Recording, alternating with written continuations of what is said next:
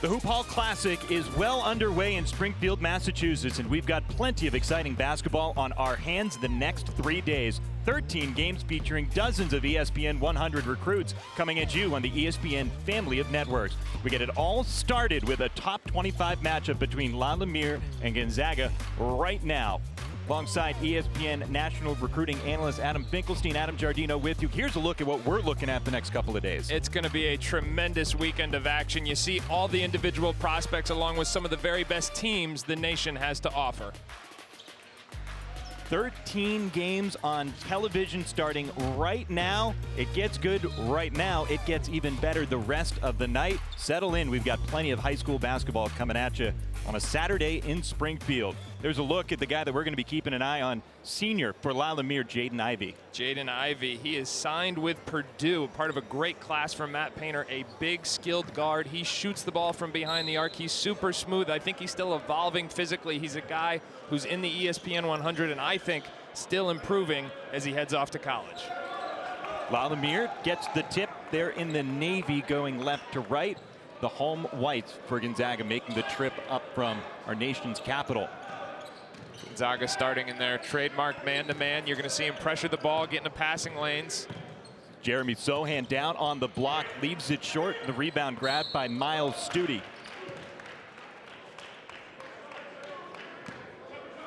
Stute, one of 3 different players that Gonzaga has committed to D1 program. Stute going to Vanderbilt. Here's a look at that starting 5 for Gonzaga. Well, Stute, and you see him and Terrance Williams make a dynamic tandem up front. Williams committed to Michigan. We'll talk a whole lot about him tonight. Chuck Harris headed to Butler. That's the big 3 for this Gonzaga squad. For Lumiere, they certainly have Jaden Ivey heading off to Purdue, but they got a couple of other D1 recruits there as well. And Wendell Green signed with Eastern Kentucky. I think he's going to be a star for A.W. Hamilton. Another guy to watch tonight. Eastern Kentucky out of the Ohio Valley Conference, smaller school, smaller conference. People might not be as familiar with them until maybe tournament time.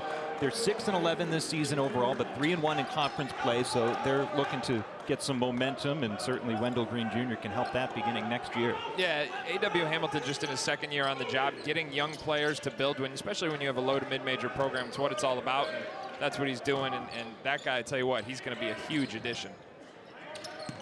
Wendell Green averages close to 15 points per game for a high-profile high school team. You almost wonder maybe why other bigger-name schools weren't getting in on this guy. You're right, he could be an absolute steal for Eastern Kentucky.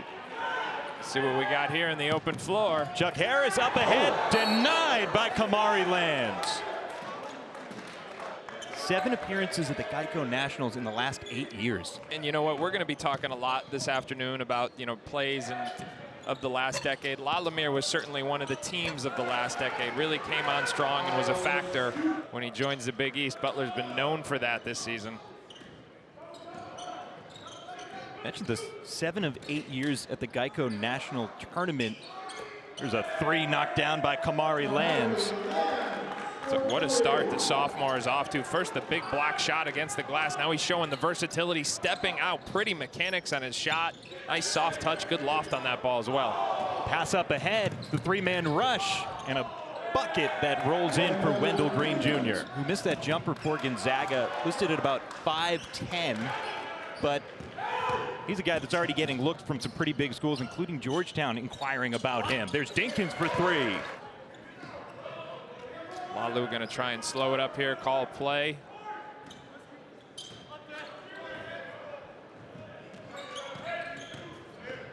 Green Jr.'s been active. He gets right to the nail at the free throw line, and it rolls off the rim.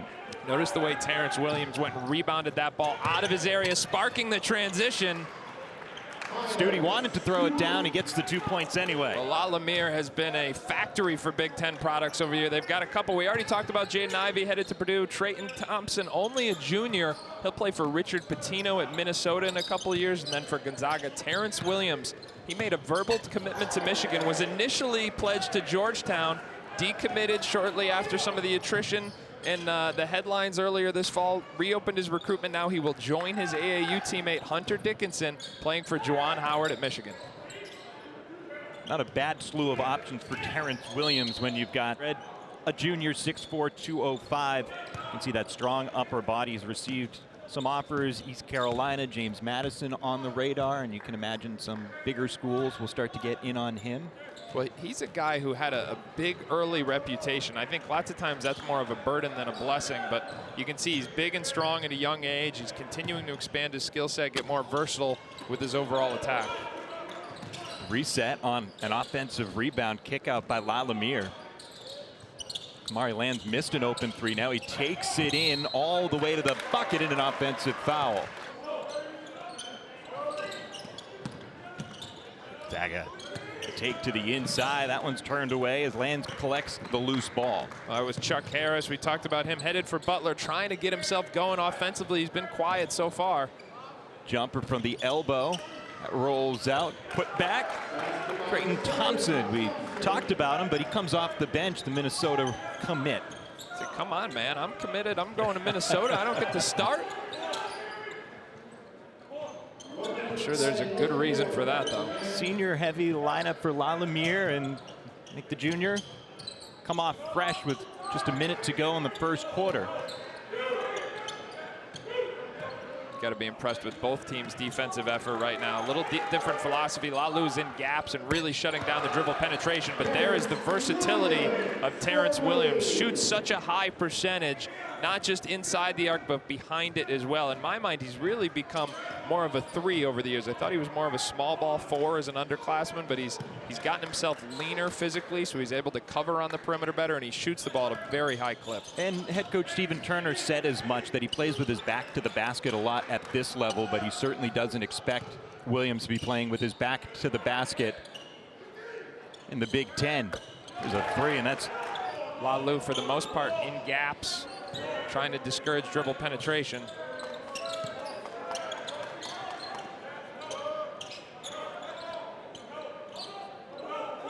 This is Chuck Harris, the Butler commit, number 2 for Gonzaga. He had the basketball. Now it's off in the hands of Judah Mintz.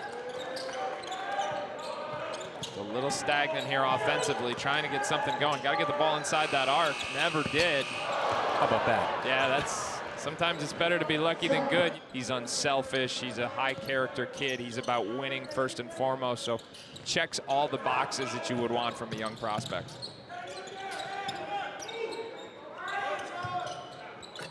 Jump shot, good. Three-pointer, in fact, knocked down on the far side for Judah Mintz. That was a tough shot, too. The little, jab, shake, and then rise up. I'm not sure that's the high percentage look they wanted, but he drilled it.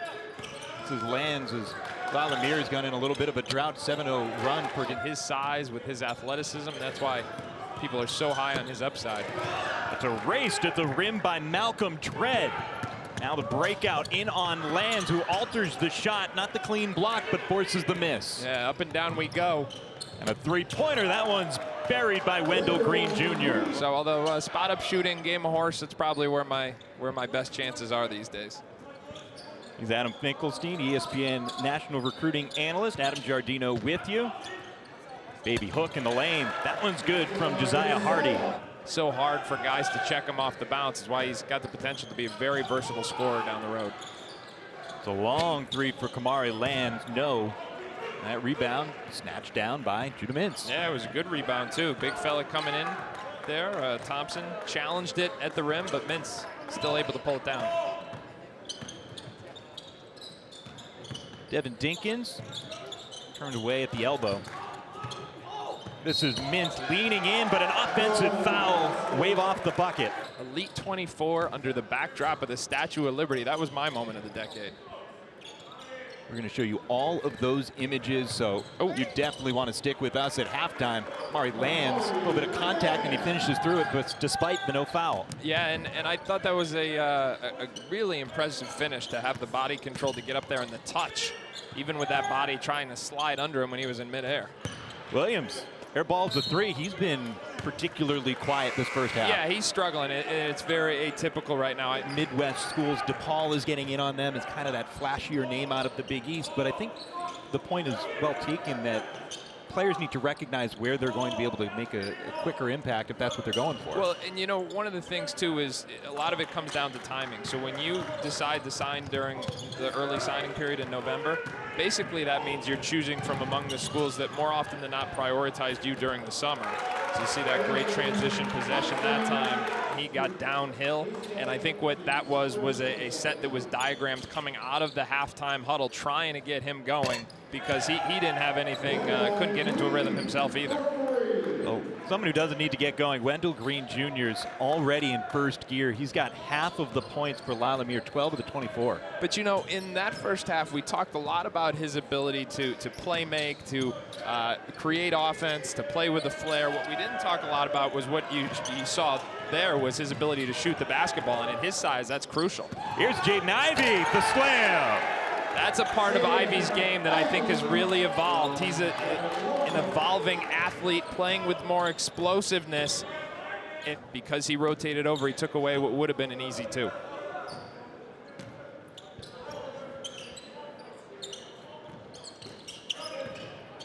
Little curl action there, nice. Soft touch, Dinkins doesn't have it fall for him.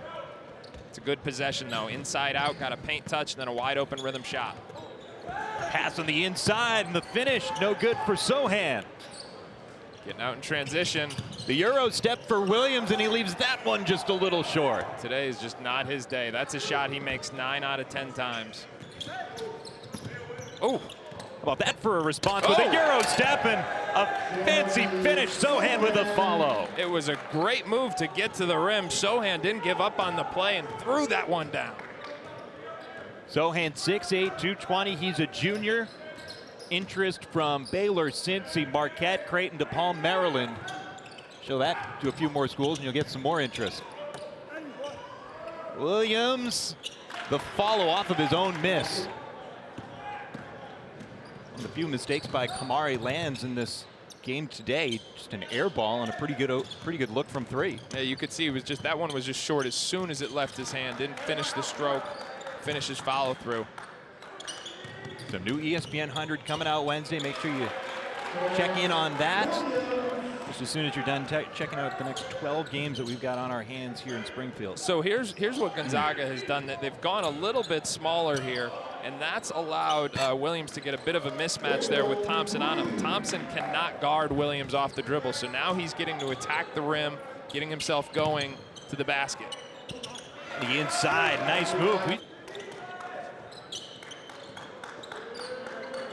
Gonzaga in white, they're the home team. Lumiere in the blues, poked away momentarily from Chuck Harris. Butler commit, now it's out to Devin Dinkins, a sophomore. Kicks it out, corner three, good. You know, spacing has become such a buzzword in basketball at the highest levels, and when you learn it in high school, you have such an advantage moving on. You can see when guys are getting in the deep corner, understand how to space the floor and stretch out opposing defenders. That gives them the basis to make plays and the room to operate offensively. After the made three, we've got a tied game on our hands with under 10 minutes to go in regulation. An 8-minute fourth quarter still to come as we wind down here in the third. This ball poked around. It's a 3-on-1. Thompson for two. He's 6'10", 195 pounds, so certainly a little bit of room to grow there with putting on some weight and muscle. And that's going to happen. That's going to happen naturally as he continues to fill out. Once he gets into a college weight room, you won't be able to recognize that guy in 2 or 3 years. Going to add weight. Hard to make a guy 6'10" if he's 6'8", though. Yeah. So see, he's adjusted his approach. He's playing with an attacking mentality right now. Wing three short. Sohan follows it up, and the second chance opportunity, no good. Good outlet. Judah Mintz. For instance, Terrance Williams back in July, committed to Georgetown, decommitted, now on to Michigan, part of that number 4 recruiting class. Well, and that's a terrific example because that Michigan recruiting class is one that, you know, just a few months ago, people were saying, gee, I'm not sure if it's how it's going to go. Terrance Williams was committed to Georgetown. Hunter Dickinson was considered a Duke lean. They both end up with Juwan Howard. All of a sudden, he's got 4 ESPN 100 guys. So this is a, like most things, this is a race that you can't judge in the first lap. game you couldn't judge coming out of the first time out in the first quarter. It was a 7-0 run that gave Gonzaga a comfortable lead. A last moment three at the buzzer, no good from Williams. That's the defense of Lou, and we've seen that a couple times tonight where they forced Gonzaga into contested desperation shots to try and beat the shot clock, and that is a credit to the half-court defense of Lumiere.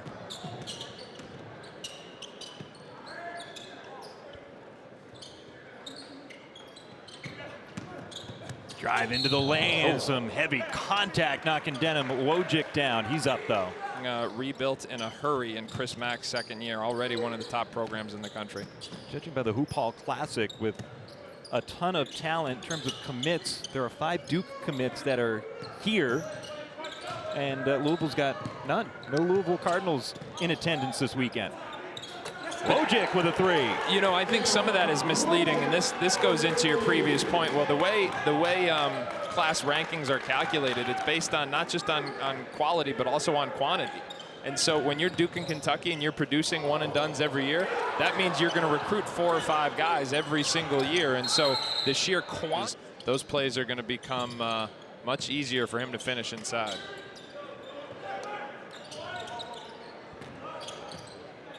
Chuck Harris in there trying to work his offense, and he does. Maybe not 100%, but still good enough there for Harris. Banged up, finishing, taking it into the paint. Certainly encouraging signs of toughness for that point guard. A flip of the rim by Green, no, but Sohan with the follow. Scorer for Lumiere is Wendell Green. He's got the basketball above his head right now. He's been the most dynamic offensive guy on the floor today. Thompson steps out for 3. It's a shot he's going to be able to make, and I tell you what, you start projecting him out long term, the last 10 seconds tells you almost everything you need to know. Watch the way he changed ends. He runs the floor with long, fluid strides. He's got the potential to stretch the floor, and in the modern game, those two things are critical for big men. Evan Dinkins with a go-ahead three-pointer, and just back-to-back buckets. Suddenly Gonzaga's 4-point deficit's turned into a 1-point lead. Kamari Lands has been quiet for a while, but not there. Final possessions of this one, just a 2-point game. Gonzaga works it inside. Dinkins misses the inside layup, and it's out of bounds. They pressure the inbound. Wendell Green Jr. with it. I think that was a smart decision there from Green to wave off that ball screen, not allow Gonzaga to trap him. Judah Mintz is pestering him on ball with defense.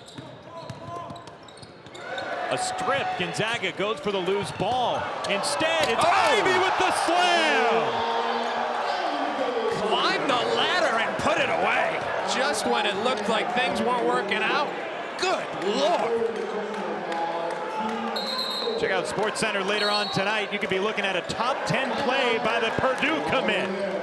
But I think his physical tools and explosiveness are just starting to catch up.